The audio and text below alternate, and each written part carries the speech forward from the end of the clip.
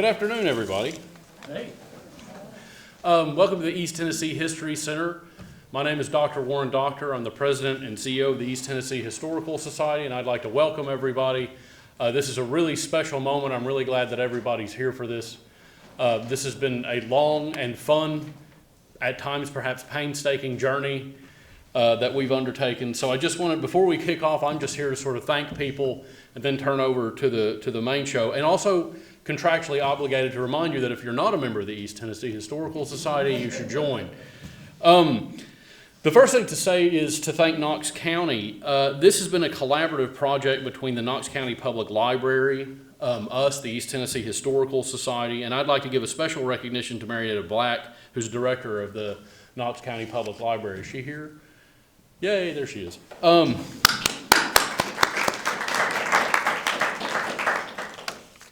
I would also like to thank the Bowlin family.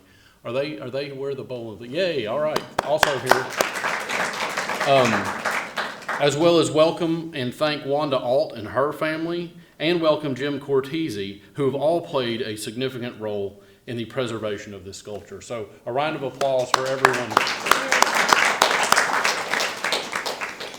I would also like to thank Mayor Jacobs and the Knox County government for helping make this possible and kind of believing in the project from the beginning. Again, it took some doing, I think, but we got it there. I'd also like to thank T&T Signs and my father, who is here in the back, and the Marymount Monument Company and Jeff Wallace, if he's here, for relocating and mounting the sculpture and eventually lighting the sculpture. I would also like to express appreciation for the Tennessee Marble Company and Monica Gwent for supplying the marble base that John Sevier now stands on.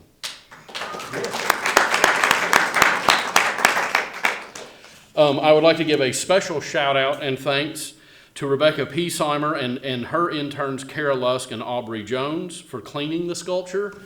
Wow. Thank you, Rebecca. And now I think the most appreciation and thanks to the person who has been the sort of architect and spearhead of this project, who first came to me with the crazy idea of erecting a monument that didn't have a head. And that is, I'd like to give a special thanks to Adam Alfrey, who's the Assistant Director of Historical Services for the Knox County Public Library and a good friend of mine. It is really, and I want to take a moment to note this, Adam's passion, if not obsession, around finding and putting this up, making this happen, realizing this, and also his dedication to researching the career and life of Edgar Bowlin, who is the sculptor and a fantastic artist. So without further ado, I'm going to turn over to Adam Alfrey. Thank you very much. Adam, let's see what you got.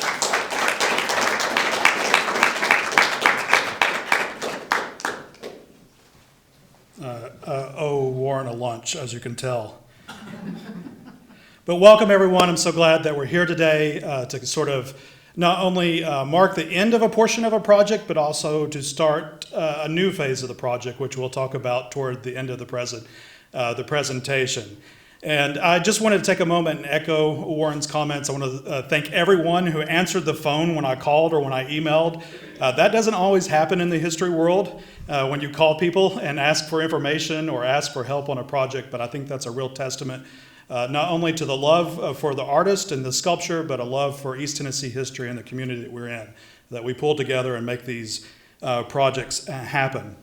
I'll also admit that what I'm about to do is especially nerve-wracking to me because there's an forthcoming article on this topic, but I'm about to present the first draft live in front of people who participated in this. So if anybody needs to fact check me, please do so afterwards. I'm looking at you, Gladwin. Anyway, please, hopefully we've got it close to being right, and I hope you enjoy what we're about to do. So our task this afternoon is to quickly look at the sculptural works of Edgar Bowlin. He had an amazing artistic life, an amazing artistic career, and we could spend all day talking about his artwork, but we only have time really to review his sculptural works, and that's really the basis of the article I'm writing, is just his sculptural pieces. because you should know that he's also an amazing painter. He was known for his liturgical works, for landscapes, for his florals. He was known as the King of the Roses for those paintings that he made. Also portraits. He even visited Gettysburg to paint President Eisenhower on occasion. So we're going to set the paintings aside today and just focus on the sculptures that lead up, that come before John Sevier. So let's dig in. We're looking at a 1935 map of Hancock County. So just to give you sort of an orientation of where you are, Virginia's here, Hawkins County is here, Granger County here. The county seat is Sneedville, and the Bowlins were from this community, the Treadway community. In fact, it's sort of neat if you blow this 1935 postal map up and look at Treadway. The Bowlins are marked there on one of the postal routes. This was Route T. Their neighbors were the Wolfs, the Bicklers, the Davises. So it's nice to be able to see that. Today we know Treadway most often for its zinc mining. There was a zinc mining operation there post-World War II. But during the Bowlins' time, it was a small farming community just north of Clinch Mountain. This was Edgar's parents, Charlie Columbus Bowlin and Serena Cordelia Cordy Wilder. You'll notice there by their birth dates that Cordy was about 8 years older than Charlie, and she had been previously married. She had a child from her first marriage, Pearl and Wolf. But there was the family unit that Edgar knew, his older sister Nina and his older brother Malcolm.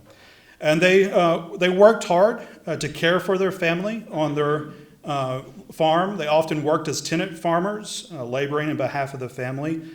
But important for Edgar's story is that they were very supportive of his education. They were also supportive of his creative pursuits. In fact, Edgar was acutely aware of his family limitations. He recalled later in life that he had very few playthings or books, but he said that he found in the mud the exciting substitute for the toys that he never had. He recalled going and getting that mud and sculpting with it, creating little shows at their home. He said Malcolm provided the critiques, and Nina was the one that willingly cleaned up all of his messes. But an important influence on young Edgar's life was this woman, Miss Edith Davis, later Ferguson, his first educator there at Clinchdale School. And this is what she had to say about meeting Edgar for the first time. She said, "At the very first, I recognized that Edgar came from a home which must have been very much like my own, a poor home. His clothing and lunch showed it. His clothing was always clean, but often faded, sometimes patched and perhaps a little too large or a little too small. His face and hands and neck and ears were always scrubbed, and his hair neatly combed. His lunch, perhaps like mine, would not have met the present-day requirements for a balanced meal." It should be noted that Miss Davis was not an art educator. In fact, during this period, art education was not really in the curriculum anywhere to be found. But what Miss Davis was really good at was inspiring her students and seeing what talents they had. So Edgar had often would come to school and support the curriculum with little dioramas that he made or things that he would make at home out of the mud or things that were available to support the lessons. And one of the things that Edgar always remembered Miss Davis as saying is that someday you will have pictures hanging in the halls of fame if you continue. It was something that he kept with him. And for Miss Davis, those were not hollow words. She was actually the first person to purchase an artwork from Edgar. She bought a painting of the school that he had done with some berry juices for $1 and a slingshot. So for any boy that gets $1 and a slingshot, he was rich and living high on the hog. But in time, in his high school years, Edgar became interested in wood carving, which was an important step for him. This is a later portrait of him holding his very first carving, his first wood carving, which was a self-portrait. And when you make a self-portrait in high school, you do the most logical thing and give it to the girl that you are most smitten with, who at the time was Grace Begley. If that little carving's still around, I would love to see it because I think it's such a neat piece. Fast forward to after high school, like many East Tennesseans, and especially among young males that were looking for an opportunity to serve their country and to explore, Edgar registered for selective service in World War II. He enlisted in the United States Army on Valentine's Day, 1941, and he quickly fell in love with his assignment as an information operator in the Signal Corps at Fort McClellan in Anniston, Alabama. So you can see his registration card here and then a postcard from Fort McClellan. It should be noted, though, that this story is really important to Edgar because he had an experience that would forever change his life, and it actually in many ways changed his artistic career. In 1942, when he was promoted to the rank of sergeant, to celebrate, him and some of his friends went into downtown Anniston, Alabama. So this is an aerial view of Anniston at the time, and this main street here was known as Noble Street. And this is what he remembers. He said, "I was standing on the street and just loafing when I noticed a wistful little boy standing beside me. And after about 7 or 8 attempts to address this little boy, he realized that the boy was unable to speak or hear. So Edgar says, on an impulse, I reached into my pocket, pulled out a quarter, and gave it to this little boy." The expression or reaction of that little boy, it never left Edgar. He went back to that memory time and again. And I ask you to do the same. Remember that story because we're going to come back to it a couple of times. In the spring of 1943, he was electrocuted while working on some equipment during a storm, and he was admitted to the installation's hospital where he remained until he was discharged from active duty on June 24, 1943, just 18 days after D-Day. And he would suffer from seizures and hand tremors as a result of that accident for some time. But after he returned home, instead of returning to Hancock County, Edgar made his way to Kingsport. And there wasn't much going on for a young man in Kingsport at the time. But Edgar apparently there's still not a lot going on in Kingsport. But he soon devised that the best place to meet women was actually at church because he was ready to settle down and he was ready to start a family. So he cleverly formed a gospel quartet and hit the Sunday supper circuit in search for a wife.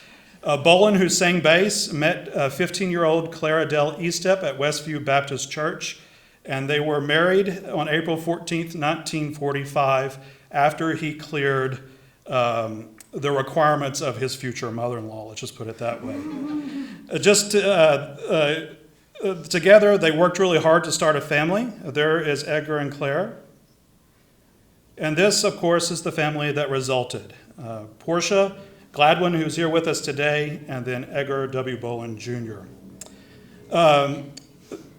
Just to give you a reference where they're living this time when they're back in Kingsport, the little orange arrow right here, if you're familiar with Kingsport, that's where the library is there.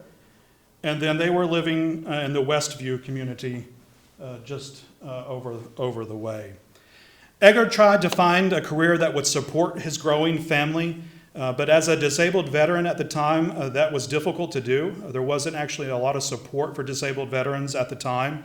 He worked for a period of time for the Holston Defense Corporation. He worked also for Blue Cross Blue Shield, which was just getting underway as a new insurance company.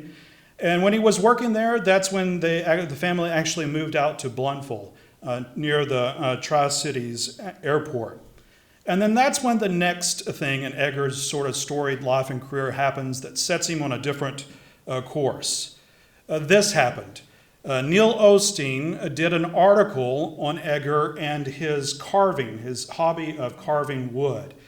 And in my article, I argue that this article actually did a lot to set him up for the rest of his life. Edgar had gotten back interested into that wood carving that he had done in high school, but now he was doing other family members, and notably he started carving presidents, especially Abraham Lincoln, which he was donating to schools for educational purposes.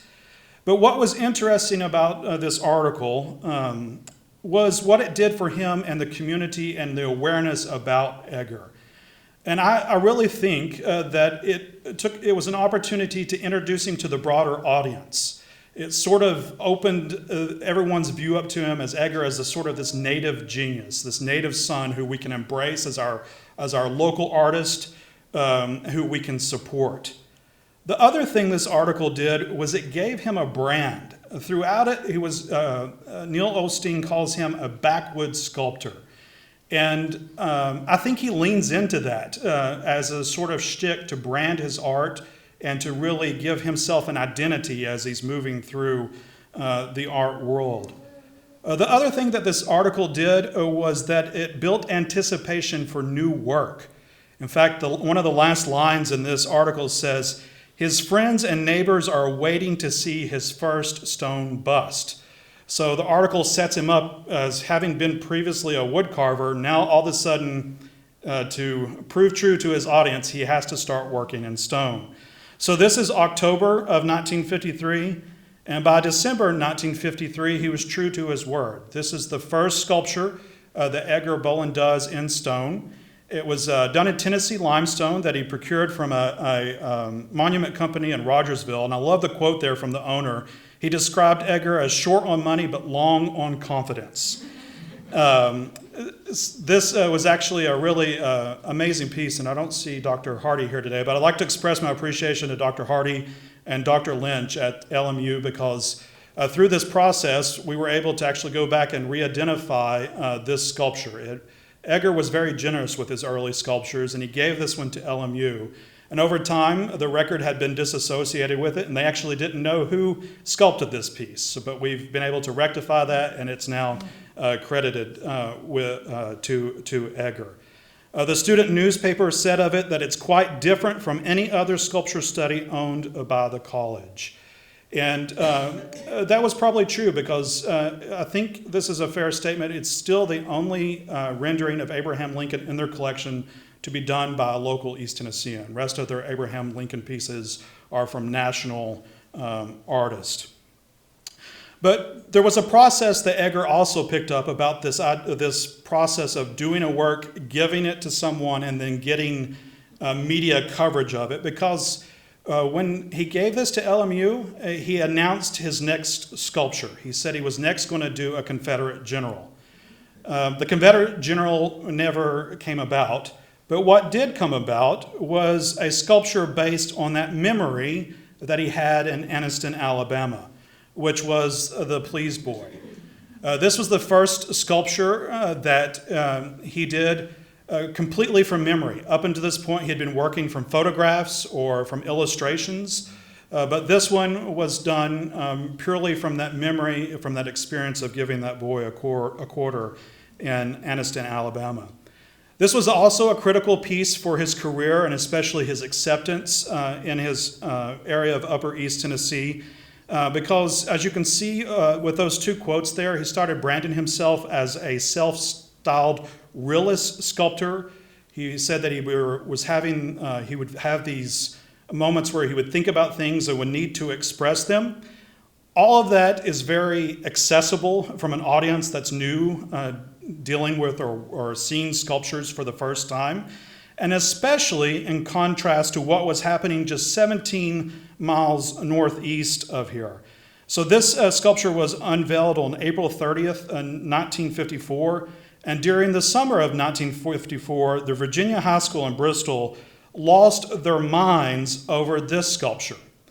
So this was a sculpture done by an Italian artist named Pericles Fazzini, and the architects had chosen this piece to be on the front lawn of this new high school that they were building.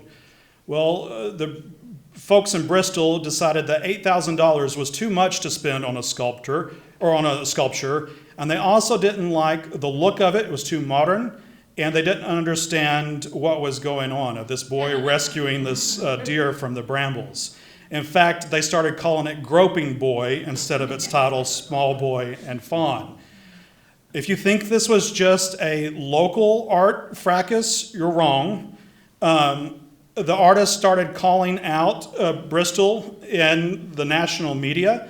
So in Time magazine, the artist said, if the sculpture is good enough for the president of Italy, it should be good enough for a U.S. high school.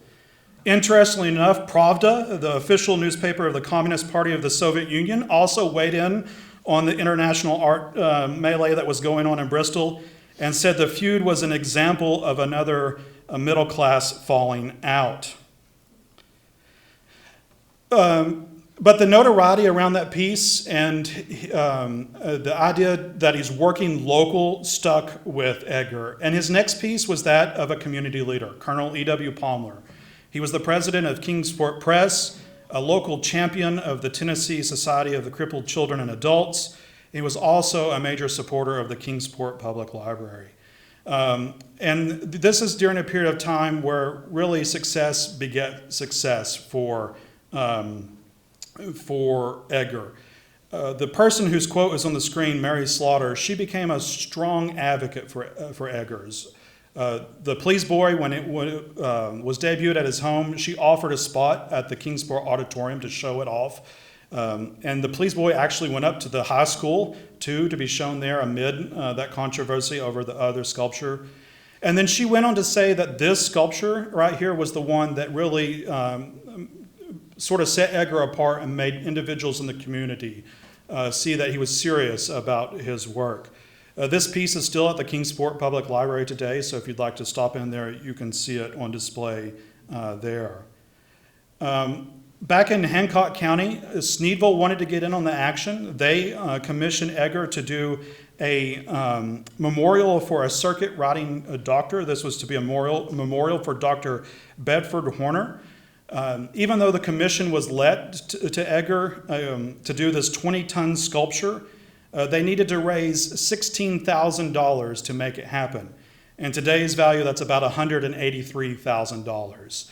The community never raised the funds for that, so that piece did not become a reality. But during that time, Edgar actually published this little booklet, This Is My Life, a biographical statement. It had ads in it from businesses that supported him.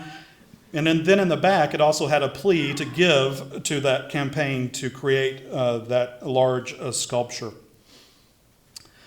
But the next thing that really starts the phase of the sculptures that we're going to talk about today and leads to the sculpting of John Sevier is another milestone moment when he meets the man behind this book, Nat T. Winston. Nat was the president of Home Federal Savings and Loan of Upper East Tennessee. He was a civically engaged businessman, and throughout the Tri-Cities, he was known as an avid sportsman and the author of this publication, Hit Hain't the Fish. And there was an interesting way the two met, and it actually goes back to that memory in Anniston, Alabama, of the little Please Boy. When Edgar brought Please Boy back from Virginia High School, it wouldn't fit inside his home, so he put it outside his house. And Nat T. Winston was driving to the airport on a rainy day, and he saw Please Boy standing in the front yard of the Bowlin's home. He pulled his car over, knocked on the door, and asked Edgar, "Can you make a bigger version of that?" And by that question, I mean, can you make a life-size sculpture of President Andrew Johnson? Edgar very boldly said yes, and that began the relationship between these two gentlemen, a patron and an artist. And actually, within hours, the two of them took off for a research trip to Washington, D.C. to see what sculptures had been done previously of President Andrew Johnson. Interestingly enough, on their train ride to Washington, D.C., they bump into Congressman B. Carroll Reese, who says, who tells Nate Winston and Edgar Bowlin, he said, "There's not a single replica of Johnson anywhere in the world. They just ain't one. I think it's disgraceful." Well, the congressman was mistaken. There was already a depiction of Johnson in Raleigh, North Carolina, the three presidents that North Carolina gave to the nation. In the building that the congressman worked in, there was a, a sculpture of President Andrew Johnson. And even in Greenville, the Johnson descendants, the great-granddaughter of the president, held a bust of Johnson. But Nate and Edgar arrived in Washington, D.C., thinking that their whole trip was a loss, that they had just really gone up there to look for nothing. So they made the best of their opportunity, and they decided that they would pull off a publicity stunt in order to raise awareness of this sculpture that was about to be made. And what does two East Tennesseans do when they go into the Capitol and they want to get the attention of lawmakers? Well, apparently they do this. They take off their shoes, they roll up their pants, they roll up their sleeves, and they begin going through the halls of Congress as hillbillies, raising awareness for a sculpture that they're about to produce. And so the headlines around the nation showed Congressman Carol Reese with Edgar and Nat Winston barefoot in the Capitol, raising awareness about this. This is what Winston had to say about it. He said, "People always say that mountaineers don't wear shoes, so we're doing this to show we're proud of our mountain ancestry." And Nat was very comfortable leaning into these hillbilly stereotypes and imagery in order to get projects through, but also as a unique way of creating humor around things. The plan worked all throughout the production of President Johnson, the sculpture. The media checked in on the sculpture from time to time, and it brought great notoriety to this new bank that he was opening. Nate wanted this sculpture to be in the centerpiece for this grand bank in Greenville that he thought was going to become a tourist attraction, that people in town would stop into the bank just to see this. And so that if you want to see the sculpture today, it is still there in Greenville. It's now the offices of Discover Greenville there. But this really marked the beginning of a series of about 4 years where Nate and Edgar worked on 3 life-size sculptures, this being the first one. The second one was this one of Senator McKellar, a Tennessee senator who secured funding for the Manhattan Project. He was a proponent of TVA. He was also responsible for the expansion of the commercial airline industry. And so this sculpture is fittingly at Tri-Cities Regional Airport. Pro tip, if you want to go visit it today, pull into short-term parking, and if you stay for less than 15 minutes, they'll let you out for free. So you can spend 15 minutes with Senator McKellar for free. And then to the sculpture that we're interested in today. The John Sevier sculpture was intended to go into the bank that is right behind Edgar. There you see Edgar at the podium making remarks at the unveiling. Nate Winston there sitting behind him. If you've ever driven by this structure in Kingsport, it's an interesting one. It looks like a half-size replica of a Greek temple, which makes perfect sense in Upper East Tennessee. And what makes even more sense is to put inside this Greek temple John Sevier, as well as portraits of other East Tennessee folk heroes done by none other than Nate Winston himself. He was also an artist, and he used his banks to show off his own artwork. So I've got us up to the point of the sculpture being created, and it's now my honor to invite up to our panel here today, Gladwin Bowlin and Wanda Alt, because I've got some questions for you about the story from here. So join me in welcoming them in.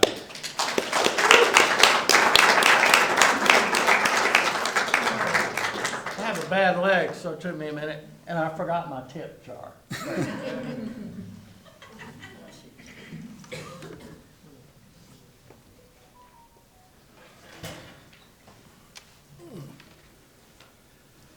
Good job.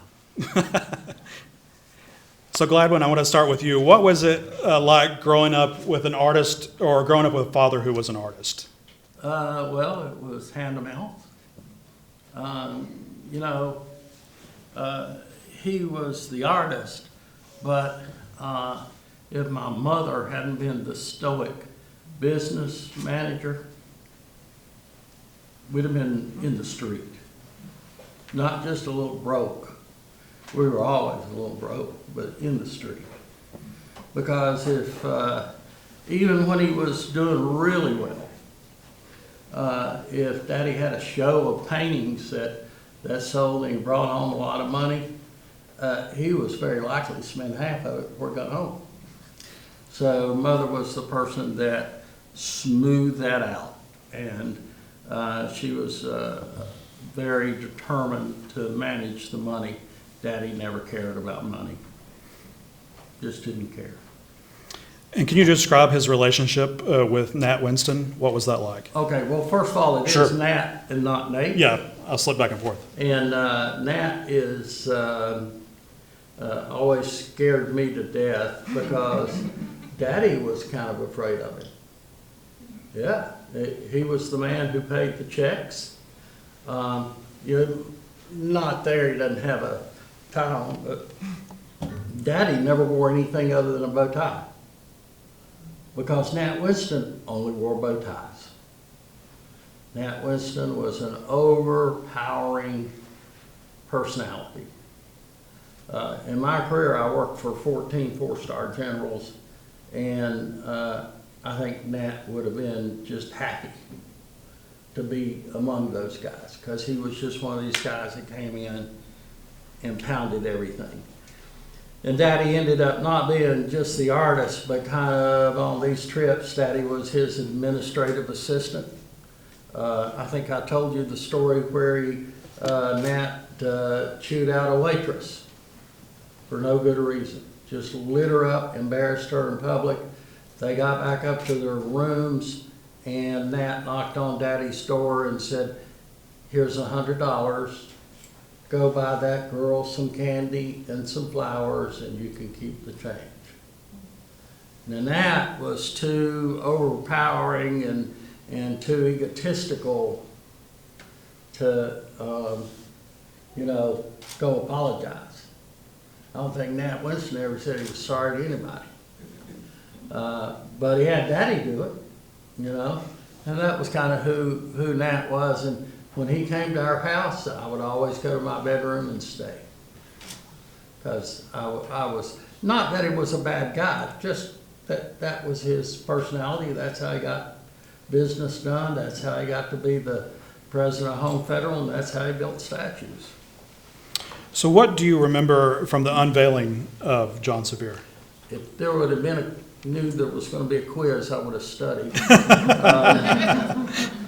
First of all, let me tell you, my dad was as human as anybody else. When he got electrocuted, he got his own brand of PTSD, and he was afraid of everything. He was afraid of the dark. He was afraid of needles. We were living in a house when I was 10 years old that had an attic. And one night he heard something up in the attic. So he ran to the kitchen, got the biggest knife he could find, went to my bedroom, gave me the knife, and told me to go check it out. My mom pulled me aside and said, "Hey, there's nobody in the attic. Go up there and move some things around, and then come downstairs and tell your dad it's okay." We did. He calmed down, but we ended up staying with him all night. So he also ended up having an affair. At this very minute, they're divorced. Okay, 1958, I guess it was. Divorce was not a word you said in public, And I came to this reception because Nat Winston had Daddy stand by that statue for 5 hours that night. Daddy asked to take a bathroom break so he could shake hands and do the PR thing. And I came with my aunt and uncle. Mother wanted me to go, but no way she was showing up, and my sister also refused to go. So I came to this thing. I guess the following Sunday, and I think that was a Thursday night, but the following Sunday there was a thing in the paper, a little spot in the paper about this. I went to school that next Monday, and people bragged about my dad for maybe 5 minutes, And then the teacher said, "Are they really divorced?"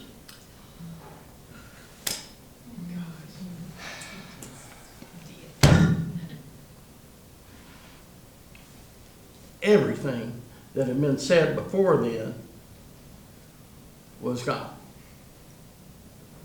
You know, I'm glad people can bust up now without a big deal.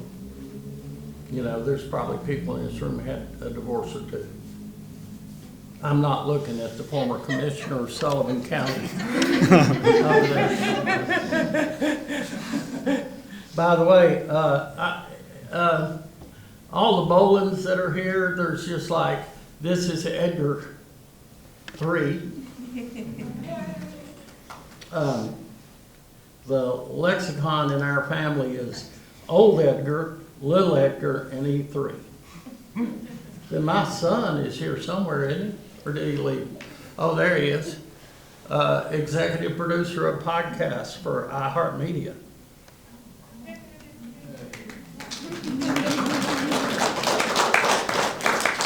Oh, Heather, you're back there. I'm halfway back here, yeah. Now, that young man that is making a little bit of noise back there, you might have heard him, he wanted to talk to. He's a special fellow.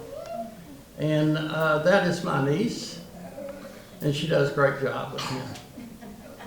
By the way, my sister is not doing well. She's 78 today.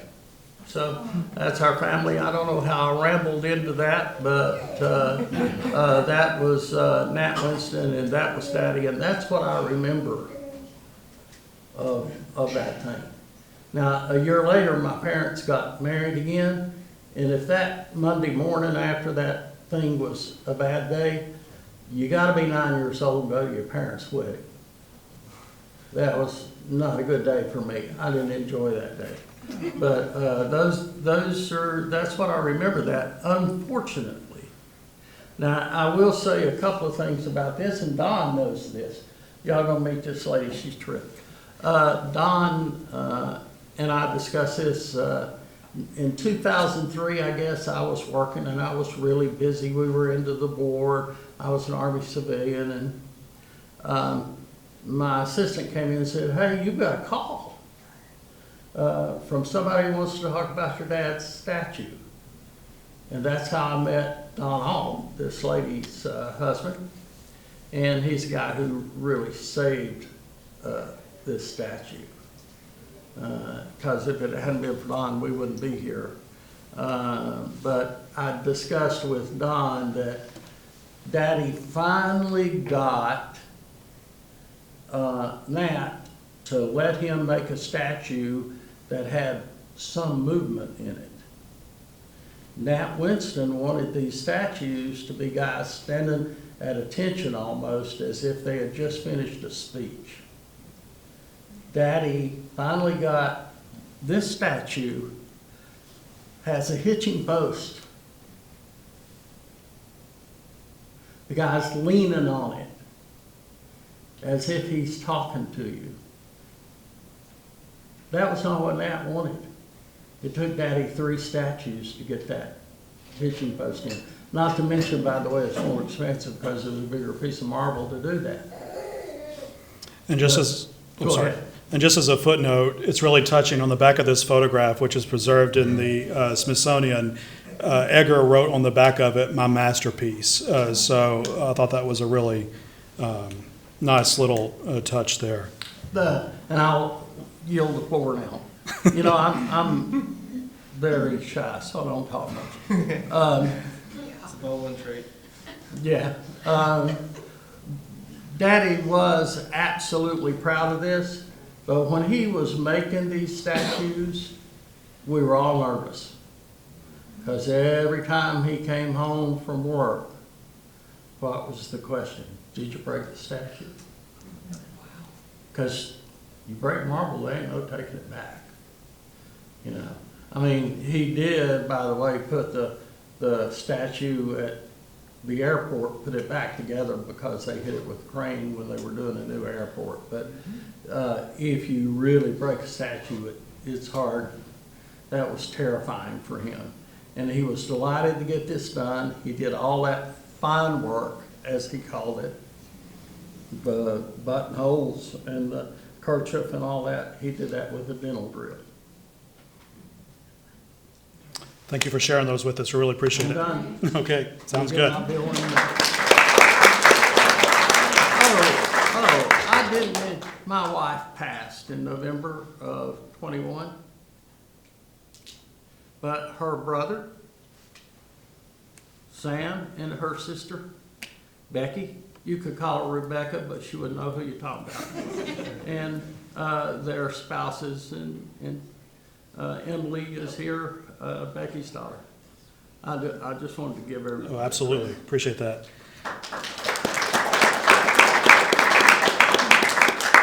So from its unveiling, the sculpture stayed at the Kingsport branch of Home Federal until the branch closed in the early 1990s. It was removed and actually became the possession of Bill Conley, who had an office building downtown and had hoped to put it in there, but the logistics didn't work out. And then that's where the alts come into the story. So Wanda, how did your family come to be involved with the sculpture with John Sevier? Well, to begin with, my husband Don is a direct descendant of John Sevier. He knew this growing up. He was always very proud of the fact. He did extensive genealogical research to build his family tree, which I'm very sorry that I don't have. But Don is like a fifth generation, something like that, from John Sevier. And he spent a lot of time with the Marble Springs, which was the summer home of John Sevier. He served on the board there, and he did reenactments dressed in period dress of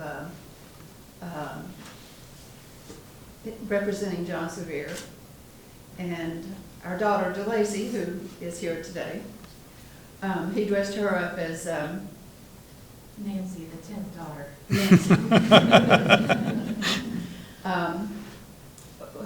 who is the line that Don came through.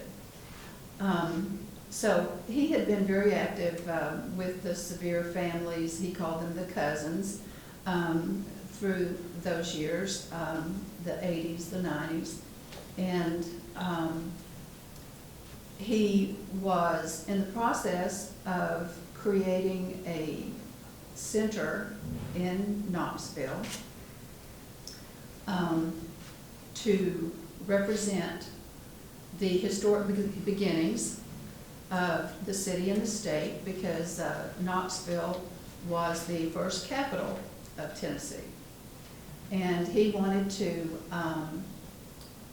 build a replica of the first Capitol building, and had the blessings of the state. The state had actually given him a lease on a portion of property at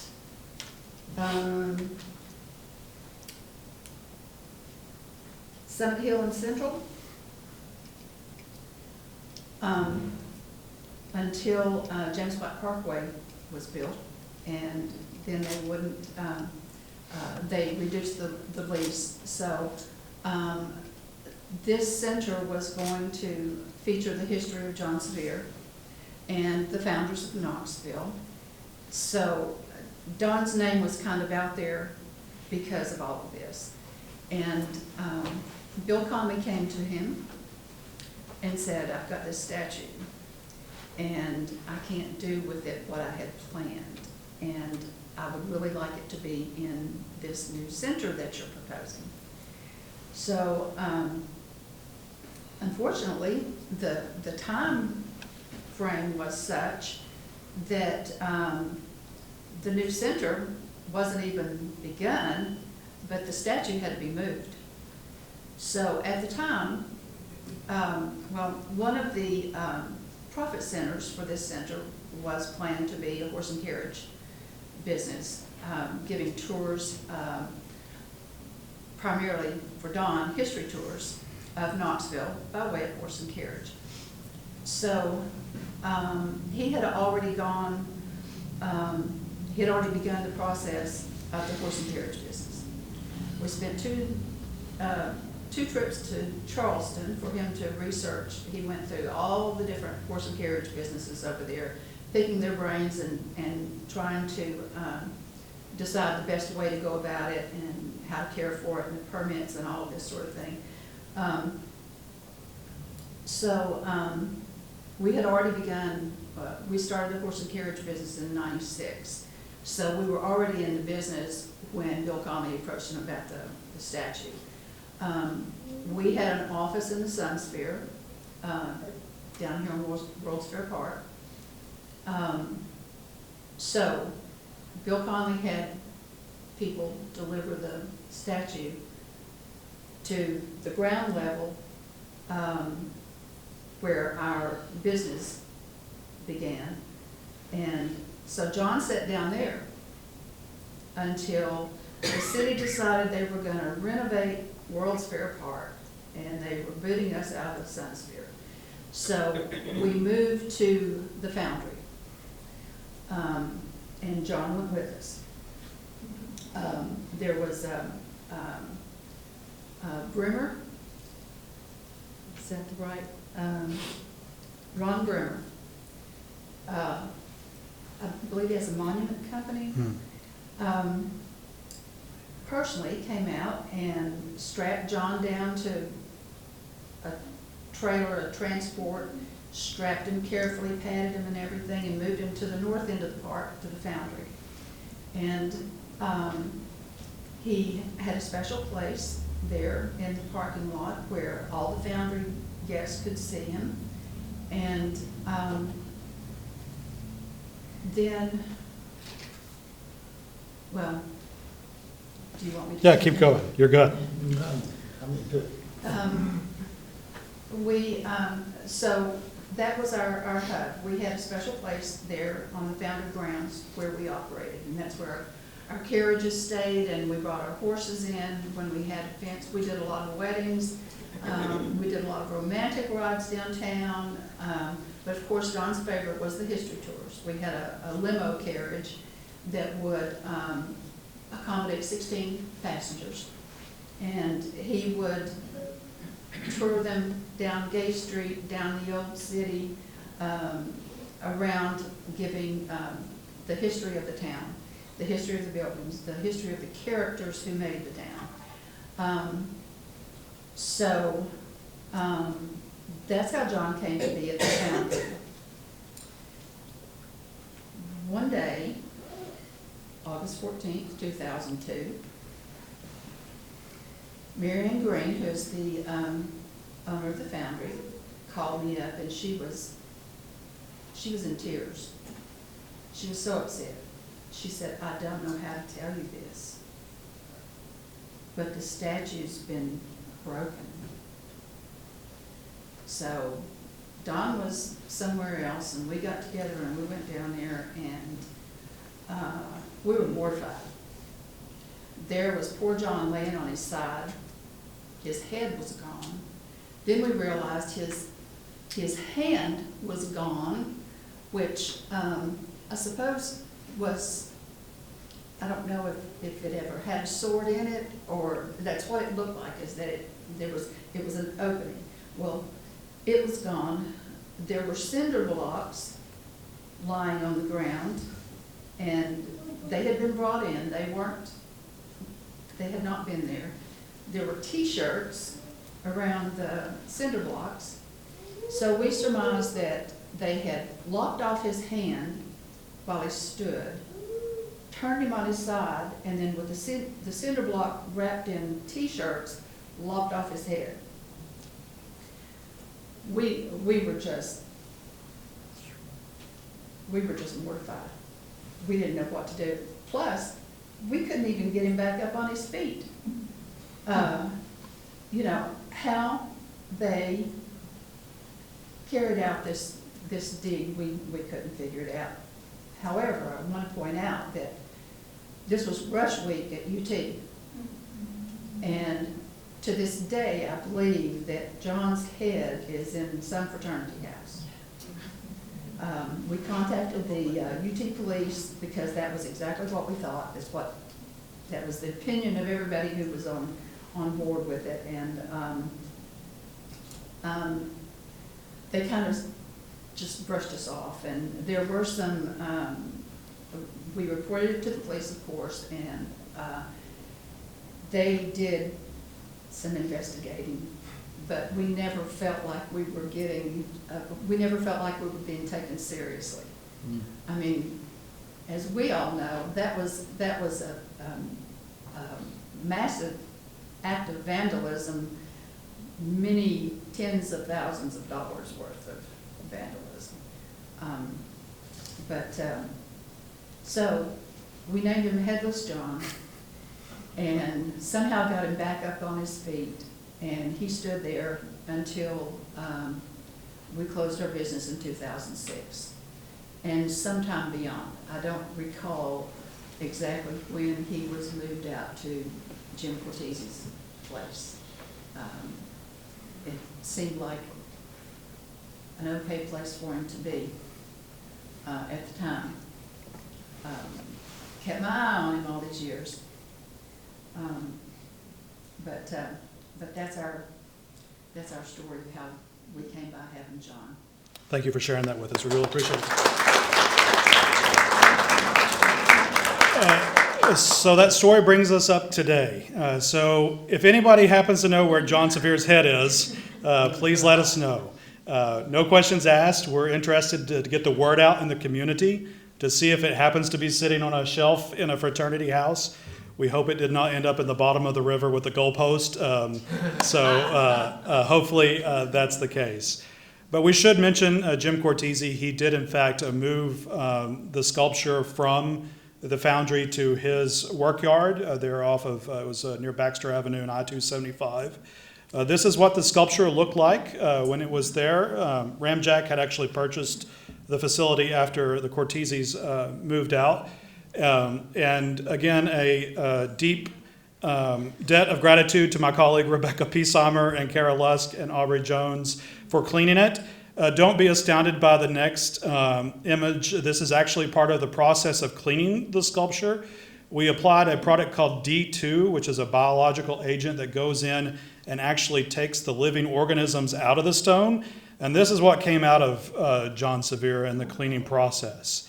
It was a lot of stuff on his insides, and we're about to get to go outside and see him in his conserved and really beautiful state. So please join us in looking for John Severe's head. If you have any tips or have any thoughts about where it is, spread the word about it, because we'd love to be able to go through that process of reuniting his head with his body, even his hand. We'll take the hand too.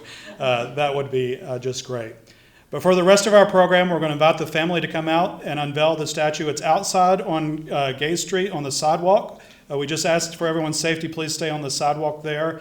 We'll take a few pictures, and then there's going to be some refreshments in the room right next to us if everyone wants to stay and share stories. But thank you so much for coming out and hearing the story behind this preservation of this piece that Edgar really viewed as his masterpiece. We really appreciate it. So join us outside, please. Oh, wait, I forgot the most important thing, and she was about to get off the hook. Nope, there was one more special thing we were going to do. I need to invite Rebecca up because there is a special tribute, a historical tribute to Edgar. I'll bring tears here. Yeah. Oh man. Okay, I'm gonna do a poetry reading for you all. Let's see. Do you want me to go ahead? There we go. All right, so on October 10th, 1957, Dr. Philip Harry Cummings wrote a tribute to Edgar. It's uncertain how the two met, but Cummings was a poet, educator, and a paid lecturer. He was based out of Vermont, so Edgar may have met him when they went to Vermont to select the stone for the McKellar sculpture. So we think the poem provides fitting words as we celebrate the work of Edgar today. So this is titled The Sculptor. The mountain boy has ancient magic in his hand that makes him understand the sealed-up secret in a square of stone. His fingers, keys to bring the yield from out the rock. His eyes as eager as a self-tortured chisel. The mountain boy, grown man but ever dreamer in his heart, compels each chip and fragment to impart the secret buried eons long, and with his eye matured where mountains reach the sky. He brings forth heroes imperishable, his message to last down the years, stoneworks are strong.